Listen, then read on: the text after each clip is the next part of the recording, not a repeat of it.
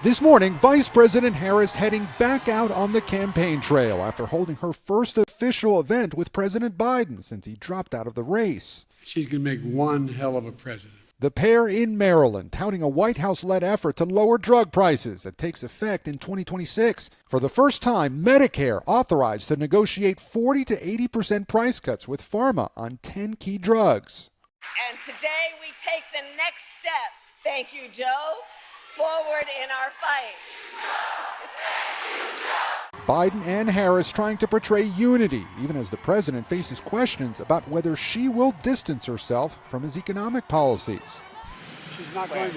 You don't think she's going to? Today, here in battleground North Carolina, campaign officials tell NBC News Harris will roll out new housing policies, including a tax incentive for builders of starter homes, up to $25,000 in down payment assistance for first-time home buyers, and cracking down on corporate landlords that drive up rents. The vice president will also propose an expanded child tax credit up to $6,000 for families with newborns, as well as a federal ban on price gouging in the food industry, a plan critics are blasting as anti-capitalist. Meanwhile, President Biden is ramping up his attacks on former President Trump. The guy we're running against, what's his name?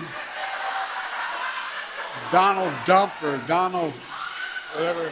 And after Trump questioned Harris's racial identity last month, President Biden is out with a new accusation. They're trying to turn this into a race war. They're trying to turn this into a war about who you are, what your ethnicity is, what your background is. And it's not who we are.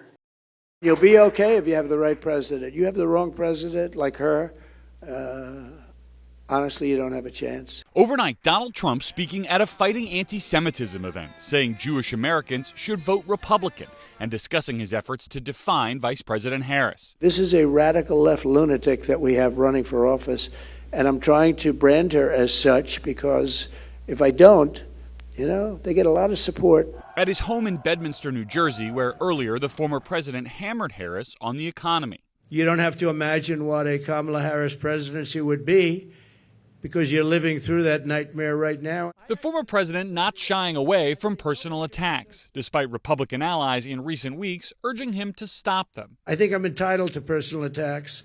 I don't have a lot of respect for her. I don't have a lot of respect for her intelligence, and I think she'll be a terrible president. Some people say, oh, why don't you be nice? But they're not nice to me. They want to put me in prison. Responding directly to criticism from former primary opponent Nikki Haley, who said he can't win this way. I think that we're hitting a nerve. I think I appreciate her advice.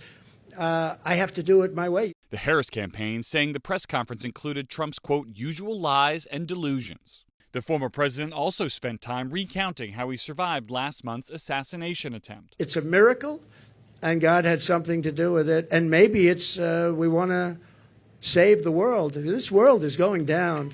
This world is going down. This, as NBC News has learned from two sources familiar with the planning, that the Secret Service will start using bullet-resistant glass to protect Trump so he can resume outdoor rallies. That ballistic glass is already available to President Biden and Vice President Harris.